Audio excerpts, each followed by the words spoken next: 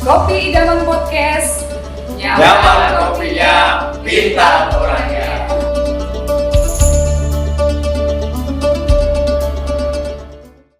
Telah hadir bersama saya narasumber yang luar biasa, Bapak Ahmad Haris, SLC MSI. Apa kabar Bapak? Baik, alhamdulillah. Alhamdulillah. Beliau juga menjabat sebagai Kepala Bidang Pendidikan Sekolah Dasar Dinas Pendidikan dan Kebudayaan Kabupaten Kota Kartanegara. Baik Bapak, hari ini kita mau bahas soal puisi. Seni puisi ini bisa dikatakan bukan hal yang umum. Biasanya orang kalau ditanya hobinya apa, nyanyi, nari, tapi jarang yang bilang suka baca puisi atau menulis puisi. Mungkin bisa sedikit cerita Pak, awal mulanya ketertarikannya dengan puisi dan mulai kapan? Ya, kita flashback dulu ke masa lalu, nostalgia. Jadi salah satu mungkin saya itu jadi menulis puisi adalah kebiasaan membaca. Memang bapak saya dulu guru SD, jadi dulu istilahnya Departemen Pendidikan dan Kebudayaan itu pasti mencetak buku dibagi ke sekolah-sekolah. Nah itu biasanya dulu mungkin kemasannya itu dalam karung, jadi saya menyebutnya sekarang buku. Nah itu jadi sebelum itu sampai ke perpustakaan sekolah, apalagi di waktu libur panjang misalnya anak-anak SD, itu biasanya buku dibawa ke rumah dulu. Saya habiskan dulu semua. Oh, Bapak baca semua ya? Dulu menarik sekali karena memang kami di kampung mungkin bahan bacaan itu kurang dan kemampuan membaca kita mungkin pada saat itu sudah lancar dibandingkan anak lain, jadi memang banyak membaca. Jadi itu kemudian ketika sudah mulai kelas 5 SD sudah seleranya mungkin agak remaja, bacanya lebih pop. Nah kebetulan tante atau adik paling muda dari ibu saya itu juga sudah membeli Anita Cemerlang. Mungkin kita masih ingat ya, itu. Jadi cerita-ceritanya bagus, lukisannya juga bagus, ya kan? Itu membuat dia tertarik untuk membaca. Nah dari situ sudah mulai terlihat. Saya juga pengen nulis seperti ini. Nah, memang pada awalnya belum tersalurkan. Apalagi kita dulu SD di kampung, di Hadir Baru, di Samboja, tentu bahan bacaan tidak banyak. Dan ekon-ekon yang memberi kesempatan kita berekspresi juga masih kurang. Singkat cerita memang ketika tahun 2010 itu saya banyak juga sering terlibat di penulisan karya ilmiah yang diwajibkan oleh dosen-dosen di kampus dan sering dipuji. Nah, kemudian beberapa referensi atau penulis dari literatur yang saya pakai itu ternyata ada Dr. Nurholis Majid, ada Mujio Nurholis. Kebetulan nama saya juga Nurholis. Ada kesamaan ya Pak? Nah, gara-gara itu kapan yang Nurholis yang satu ini menulis? Sudah punya mimpi itu di tahun 2010. Dari 93 sebenarnya saat kuliah. Nah, kemudian di rumah juga banyak buku diwariskan oleh almarhum bapak. Memang lebih banyak buku agama. Di situ saya juga pengen di perpustakaan ini banyak sekali buku, tapi tidak ada nama saya di situ. Nah dari awal itulah akhirnya pengen nulis. Pertanyaan pertama, buku apa yang mau ditulis? Sempat terpikir waktu itu menulis teks-teks pendek tentang Dajjal, pemilihan Dajjal, karena memang saya dewan hakim di MTQ Kabupaten, tapi ternyata tidak tercapai sampai hari ini.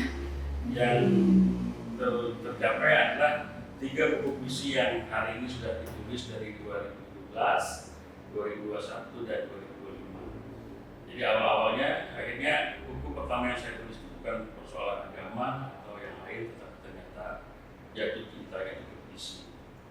Apa sih Pak yang menarik dari puisi dibandingkan dengan novel, cerpen, dan seperti itu? Ya, kalau puisi itu memang dibicarakan secara jumlah katanya lebih sedikit.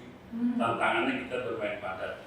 Tetapi keasikan dalam menulis puisi itu sama seperti pemancing yang menemukan kata-kata yang tiba-tiba menarik. Wah asik ini, itu sama seperti pemancing yang dapat ikan. Walaupun kecil tapi getarannya itu ikannya kecil tapi getarannya itu. Nah itu yang ada kenikmatan tersendiri. Memutar-mutar, membolak-balikan kata itu ternyata ada sebuah kenikmatan. Dan tantangannya memang hari ini adalah banyak puisi yang sudah dituliskan tentang cinta, sakit hati, hujan, gerimis. Ada curhatan. Nah, tapi tantangan sebenarnya bagi seseorang yang ingin menulis puisi hari ini adalah membuat sesuatu yang baru. Walaupun kata-katanya yang lama, tetapi bagaimana itu tidak menjadi metafora baru. elaborasi. Misalnya aku merindukanmu seperti bulan yang dirindukan oleh punggung, itu kan udah lama dipakai. Harus ada misalnya karena kita bekerja di dunia kreativitas, bagaimana memutar itu menjadi sesuatu yang baru. Dulu kita mungkin bagaimana mengambilkan geram dan gerimis itu sudah, mungkin hujan dan kepedihan mungkin sudah misalnya.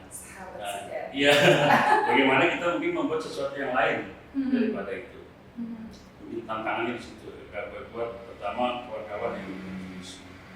Sebenarnya kalau puisi itu ada kesamaan atau berbeda Pak? Seperti pantun, rimanya harus sama. Kalau puisi sendiri gimana Pak? Baik, kalau pantun memang sudah diatur ya, ada ABAB. Ya.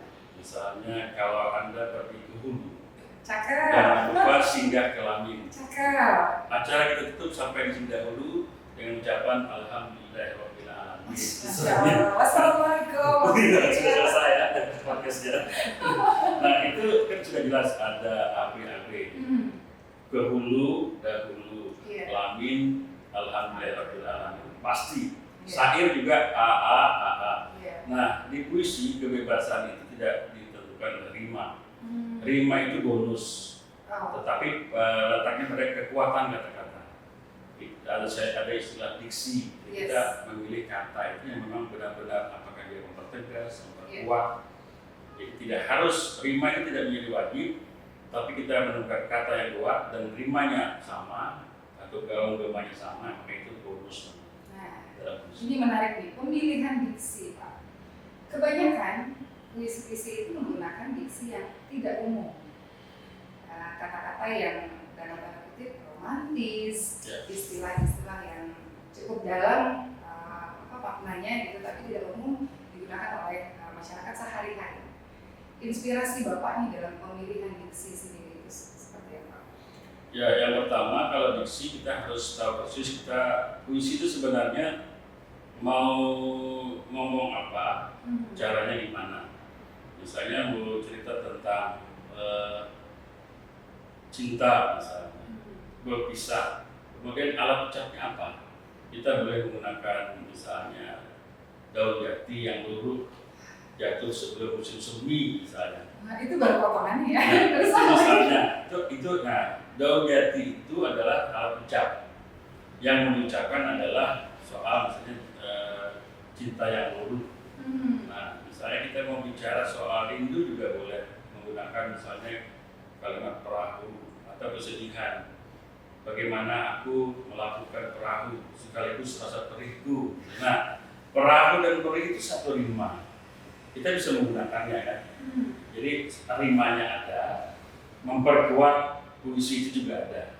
Nah, itu mungkin salah satu tips untuk misalnya membuat sebuah puisi yang ada rimanya dan memperkuat maknanya. Jadi salah satu tipsnya memang ada istilah kolokasi dalam teori berbahasa. Kita kumpulkan dulu kata-kata yang dibuat oleh tangan yang penting. Bisa tangan itu bisa apa saja, menggenggam, memukul, mencengkram, memeluk, kemudian mungkin menepuk. Nah, itu dikumpulkan saja dulu sebagai latihan pertama. Nanti baru kita pilih kira-kira yang paling pas dalam puisi ini apa. Itu namanya kolokasi. Atau kata-kata yang berkaitan dengan hujan. Bisa saja mendung, gerimis, payung, misalnya langit muram, misalnya hotel muram. Gila langsung. Nah itu bisa saja kita kumpulkan, kemudian nanti apa yang akan kita pilih. Salah satu tip misalnya untuk membuat sebuah puisi dengan mengumpulkan kata-kata yang sekelompok yang ada kaitan sama lain yang bisa kita pakai. Itu salah satu cara misalnya untuk memperkaya diksi kita. Tentu saran yang lebih pas adalah orang banyak membaca dan menguasai banyak kata. Tadi Bapak sudah sedikit membuka mengenai tips pengumpulan kata-kata nih sebelum kita mulai menulis puisi. Tapi secara apa ya Pak? Strukturnya sebenarnya gimana sih Pak awalnya? Apakah kita punya ide terus tiba-tiba menulis atau menulis bebas dulu baru nanti dirapikan lagi? Step by stepnya itu seperti apa Pak? Menulis puisi? Ya, sebenarnya bagi kita tidak ada istilah puisi yang selesai sekali duduk. Ya, walaupun ada seperti itu. Tapi memang pertama kumpulkan dulu tadi konsep yang mau cerita tentang apa, terus gaya ngomongnya seperti apa, yang saya tadi sebut alat ucap, cinta tapi kita sebut dengan gaul jati misalnya, atau rasa rindu kita gambarkan lewat perahu misalnya, atau pesawat misalnya terjadi di laut, seperti itu. Nah kemudian setelah kita tulis, ada istilahnya bisa diendapkan dulu Kadang-kadang kita ketika pertama kali melihat sesuatu itu emosi kita yang bermain. Kata-kata kita mungkin cenderung marah, cenderung emosional. Nah, ada waktu mungkin kita endapkan. Tapi bagi yang sudah agak terlatih, dia sudah bisa memisahkan sedikit antara kejadian yang ingin dia sampaikan dengan emosi yang masih mula-mula. Karena kata seperti dia udah marah itu tidak kritis. Kan misalnya ketika kita serempet motor, kita tiba-tiba mau bikin puisi. Jangan puisi kita itu penuh caci maki ya. Tidak ada segi keindahannya ya, emosi. Makanya menulis puisi itu bukan menuliskan perasaan, tapi menulis puisi itu adalah menulis dengan perasaan. Nah, kalau menulis perasaan kan, aku lapar, aku ingin minum. Tetapi kalau orang menulis dengan perasaan, hari ini perutku terasa begitu rindu dengan nasi. Beda sudah.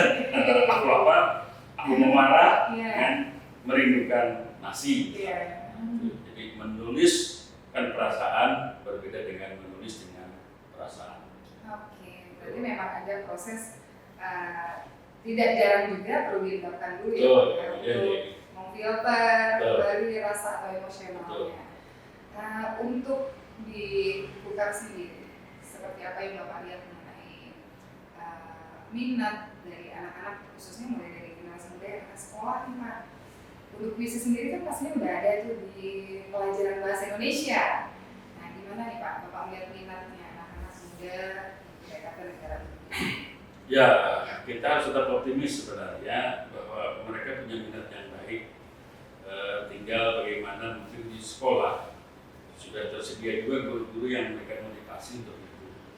Langkah-langkah yang sudah kita lakukan hari ini memang di beberapa kegiatan Jintek, kalau saya kesempatan ada itu diselipkan tuh dalam 1 jam misalnya untuk memotivasi guru-guru untuk menulis. Kemudian meyakinkan mereka sebenarnya menulis puisi tidak terlalu susah juga, asal mau kita berlatih dengan baik, berlatih pelan-pelan.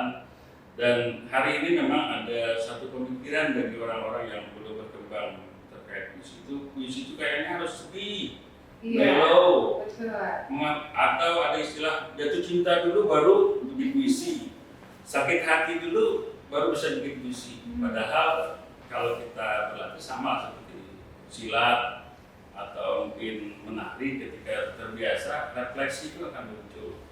Ketemu ide apa saja bisa jadi puisi.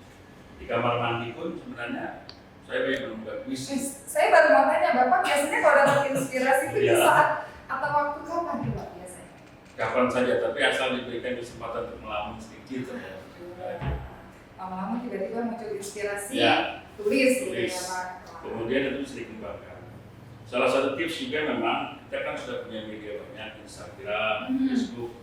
Boleh saja memang ada puisi-puisi yang spontan kita tulis, tetapi harus kita simpan lagi ke blog misalnya, atau blog di WordPress misalnya. Nah itu kesempatan kita untuk mengedit ulang. Jadi kalau yang mengikuti Facebook saya biasanya 1 menit ada puisi baru, tiba-tiba 2 menit kemudian itu berubah karena diedit. Nah muncul lagi, oh bagusnya begini, bagusnya begini, diedit. Jadi itu apa ya, kebutuhan kita untuk narsis ada, eksis terpenuhi, tetapi menjaga mutu dan kualitas juga harus dibarengi. Oke, ini di depan kita ada buku-buku, ini karya Bapak ya? Iya. Puisi semua. Kebetulan puisi semua.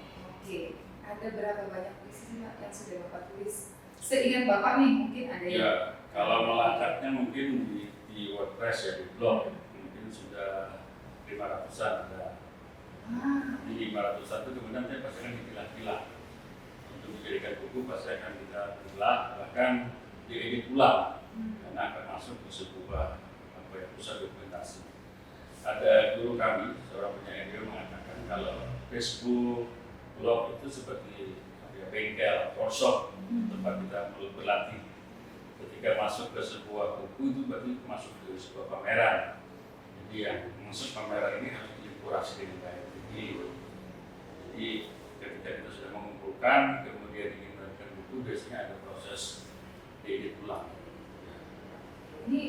yang pertama yang mana Pak?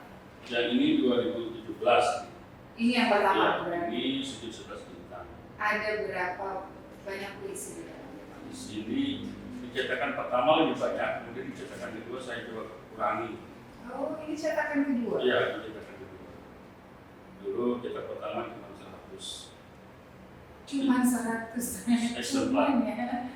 Ini ada 72 puisi di sini. Wow, 72 puisi. Yang kedua bukunya ya? Nah, ini lebih spesial. Ini Apa yang memang spesial? diskusi kami dengan beberapa penyair yang kebetulan lahir di Hari Baru di Jakarta Samudra. Kami menerbitkan 3 orang mengenang kampungnya bersama-sama dengan cara kami masing-masing. Jadi 3 orang menerbitkan buku bersama-sama. Sampulnya pun samanya beda warna. Jadi ini cerita tentang toko-toko, warung-warung, atau kegiatan, misalnya ada orang mancing, main Hal-hal sederhana ya itu, dulu ya Pak? ya yang itu kami bagikan sini. Bagaimana anak-anak kampung nonton bioskop zaman dulu, nah itu kami abadikan di sini. Jadi ada Bang Hasan Aspahani menerbitkan namanya Nang Tabayang Nang Taganang. Itu bahasa Teringat. ya bahasa Banjar. Bahasa Banjar. Nah, karena dia tinggal di Jakarta, dia mengenal kampungnya dari jauh. Ada Mas Ali Sadli, yaitu ibunya Pak Ilang. Pak Ilang itu berayaan, mengunjungi. Oh, Ya. itu bahasa Banjar. Banjar juga. Iya. Dulu dengan Pak Ilang ke rumah Pian. Saya nak berayaan ke rumah Oh, kita. Mbak Elang, Mbak Ya, Elang. Mbak Elang. Iya, Mbak Elang, kelas saya Nah. Mbak Elang. Nah, ini kalau saya ibunya batu mengapam. Apa itu Pak? Batu mengapam itu kalau secara ininya ada anak-anak bayi masih baru lahir, biasanya itu dibawa ke seorang tua misalnya nih. Kemudian nanti di situ bawa apam, kemudian ditumbang, dibacakan selawat dan doa. Dengan proses seperti itu. Nah, itu dia bukan kebetulan julak ya kalau bahasanya kakak dari bapak saya itu orang yang seperti itu. Jadi datang ke rumahnya, anak-anak dimandikan, ditumbang ngasih, kemudian ditumbang apam bagi doa. Jadi banyak mungkin anak-anak yang menangis malam, itu, nah didoakan seperti itu sembuh. Itu kami abadikan di Batu Mengapam. Oke, ini buku yang ketiga. Nah yang paling terakhir ya, Oke. masih Terakhir Gres. kapan Pak? Ini terbitnya bulan Maret Maret 2025. Wow, baru berapa bulan ya Pak? Bulan. Oke. Ada berapa puisi di dalamnya Pak? Yang ini apa saya? Ngintip dulu ya. Ini udah lihat tuh ada berapa puisi? 77 puisi. 77 puisi. Oke, ini buku yang ketiga. Dari sekian banyak puisi Bapak, Pak, Ya. kalau boleh tahu temanya paling banyak tentang apa? Oh ya, sakit hati kayaknya. Ya, sebenarnya saya suka menulis tentang cinta. Tapi cinta bisa saja dapat Tuhan. Ya, universal ya Pak. Ya, universal.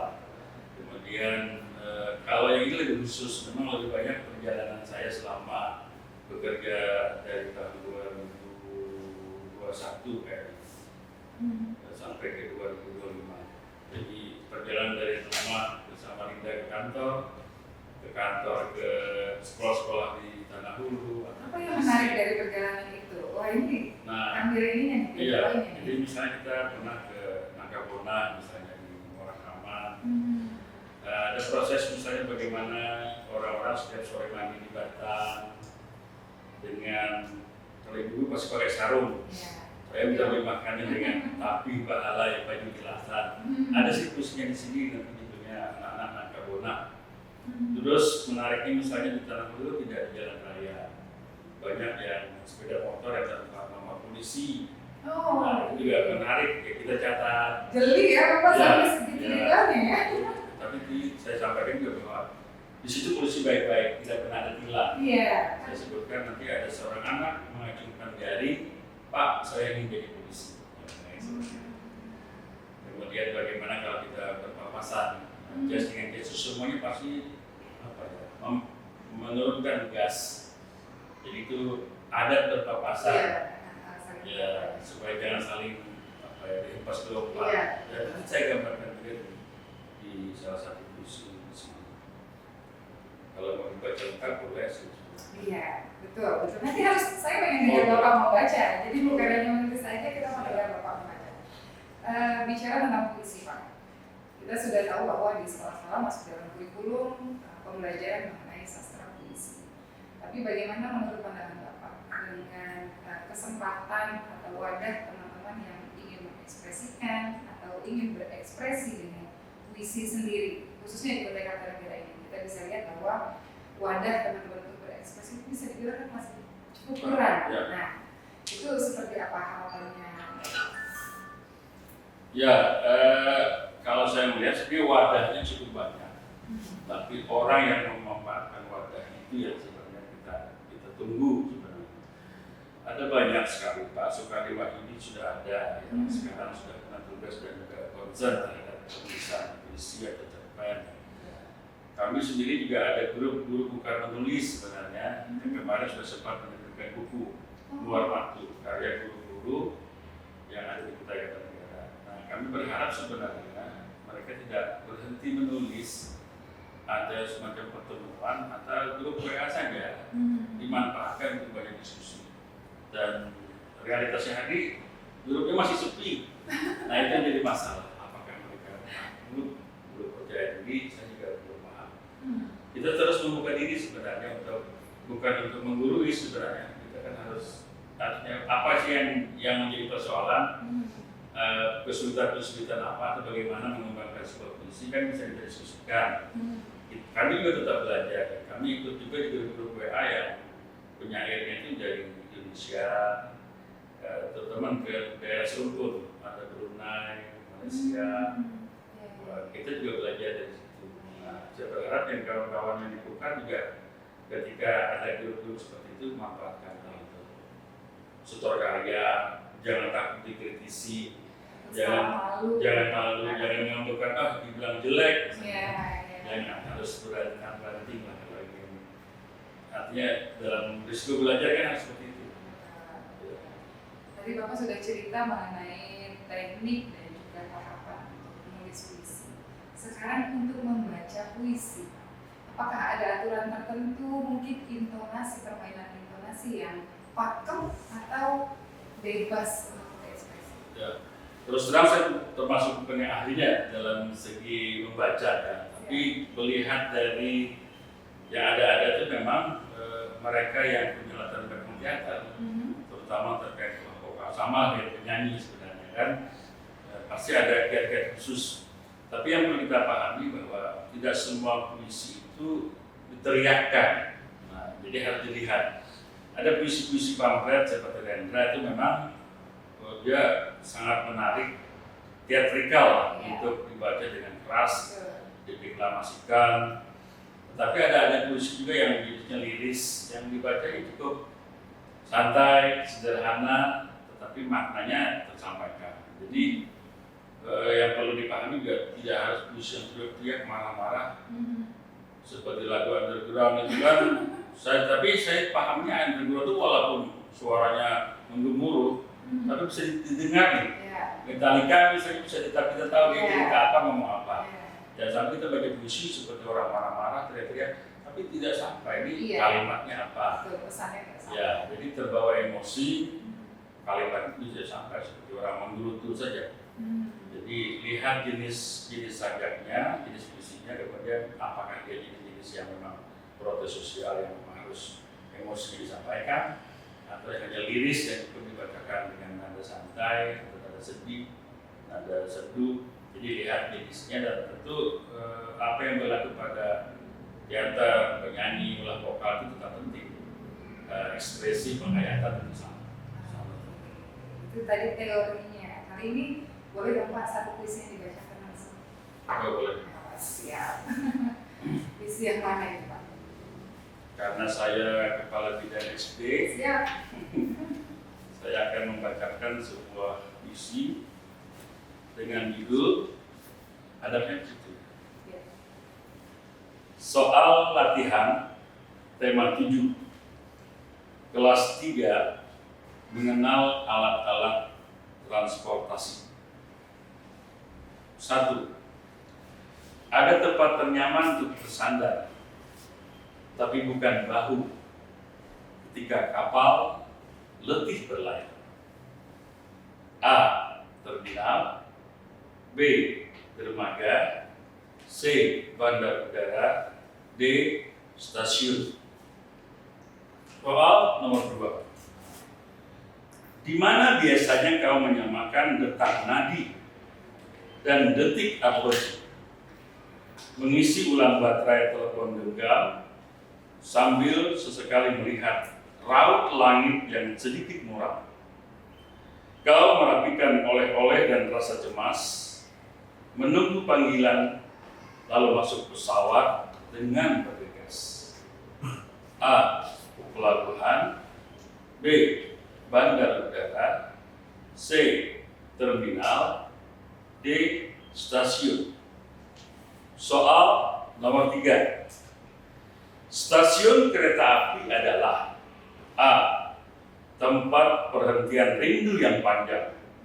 Rel kereta menarik napas lega, lalu saling berpelukan. B. Tempat di mana akan ada tipan peluit panjang, penanda akhir perjalanan. C. Dua mata bertabrakan, dua hati terluka, dicederai perpisahan. D. Semua benar. Jawabannya apa, Mbak? Semua benar. Tepuk tangan, Mbak Tina. Wah, luar biasa. Apa ya, Pak? Diawali dengan kata-kata yang sederhana. Ya. Intonasi membacanya juga sederhana, tapi ada makna di dalam kata dan apa ya, penegasannya di akhir seperti itu, bisa dikatakan gitu ya, Pak? Ini mungkin semacam contoh juga bahwa inspirasi bisa didapat dari LKS kita di sekolah untuk para guru-guru kan, tema-tema alat transportasi. Nah, kalau mau ditafsirkan lebih jauh, transportasi itu kan alat sarana, bisa juga sarana kita menuju Tuhan. Ada peluit panjang, itu bisa saja tiupan sangkakala air kehidupan boleh, sebuah teguran-teguran dari Tuhan yang harus kita maknai sama. Jadi kalimat itu bisa puisi yang baik adalah memberikan ruang yang pas untuk pembacanya menafsirkan dalam bentuk apa saja. Jadi jangan dikunci dengan keinginan penulis, mereka bebas. Jadi relate tentang apa saja, tentang rindu boleh dengan siapa.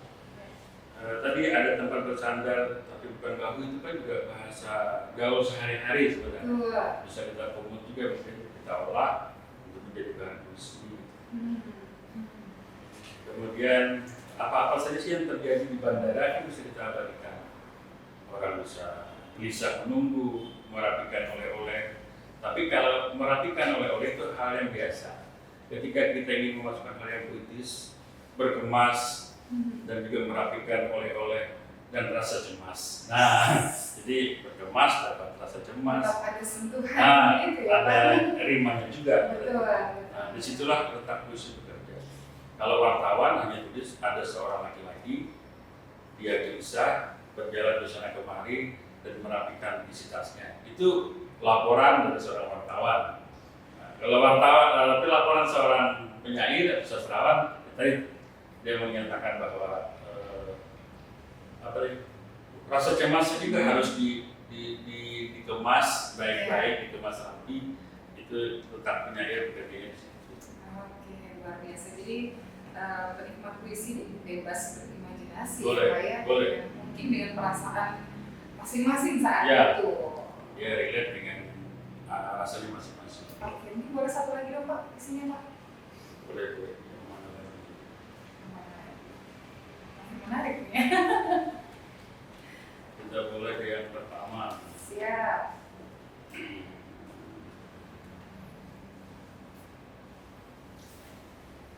Satu lagi ya. Siap.